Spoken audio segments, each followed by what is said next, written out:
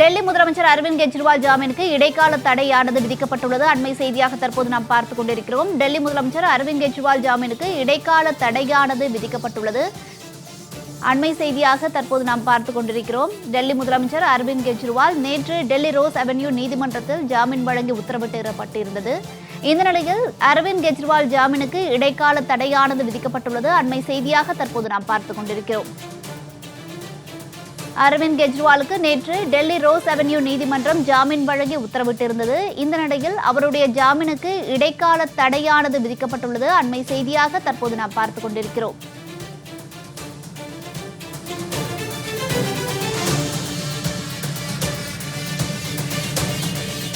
டெல்லி முதலமைச்சர் அரவிந்த் கெஜ்ரிவாலுக்கு நேற்று ஜாமீன் வழங்கப்பட்ட நிலையில் தற்போது ஜாமீனுக்கு இடைக்கால தடை உத்தரவானது பிறப்பிக்கப்பட்டுள்ளது. அண்மை செய்தியாக தற்போது நாம் பார்த்துக் கொண்டிருக்கிறோம். இதுகுறித்த விரிவான விவரங்களை வழங்குவதற்காக செய்தியாளர் ஆண்டன் இணைப்பில் இருக்கிறார். அவரிடம் விவரங்களை கேட்டறியலாம். ஆண்டன், வணக்கம். தற்போது இந்த இடைக்கால உத்தரவு எதற்காக பிறப்பிக்கப்பட்டுள்ளது? இது குறித்தான விவரங்களை பதிவிடுங்க. அரவிந்த் கெஜ்ரிவால் வெளியில் வர முடியாத நிலை ஏற்பட்டுள்ளது. குறைந்தபட்சம் 2-3 நாட்களுக்கு அவர் டெல்லி திகார் சிறையிலிருந்து வெளியில் வர முடியாது. நேற்றைய தினம் அவருக்கு ஜாமீன் வழங்கி டெல்லி ரவுஸ் அவென்யூ நீதிமன்றமானது உத்தரவு பிறப்பித்திருந்தது. ஏனென்றால் அவருக்கு முன்பாக தேர்தலுக்காக வேண்டி இடைக்கால ஜாமீன் உச்சநீதிமன்றம் வழங்கியது.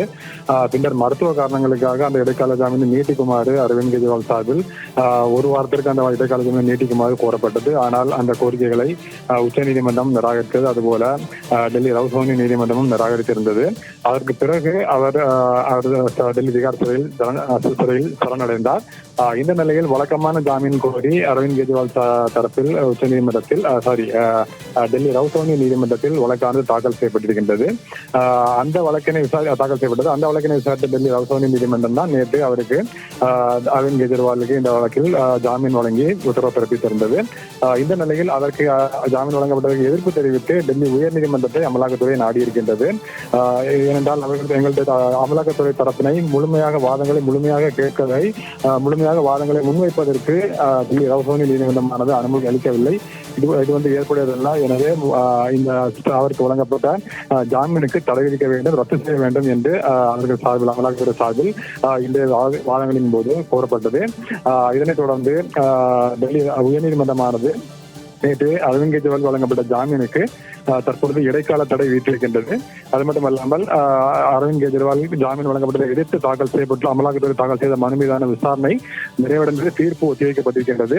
தீர்ப்பு இன்னும் 2-3 நாட்களில் வழங்கப்படும் என்று டெல்லி உயர்நீதிமன்றமானது கூறியிருக்கின்றது. எனவே அதுவரையில் அரவிந்த் கெஜ்ரிவாலுக்கு வழங்கப்பட்ட ஜாமீனுக்கு தடை விதிக்கப்படுவதாக டெல்லி உயர்நீதிமன்றம் கூறி தற்பொழுது அரவிந்த் கெஜ்ரிவால் வழங்கப்பட்ட ஜாமீனுக்கு தடை விதித்திருக்கின்றது. இதனைத் தொடர்ந்து அரவிந்த் கெஜ்ரிவால் தற்பொழுது இந்த தினம் திகார் சிறையிலிருந்து வெளியில் வர முடியாத சூழல் ஏற்பட்டிருக்கின்றது. ஆண்டன், விவரங்களுக்கு நன்றி.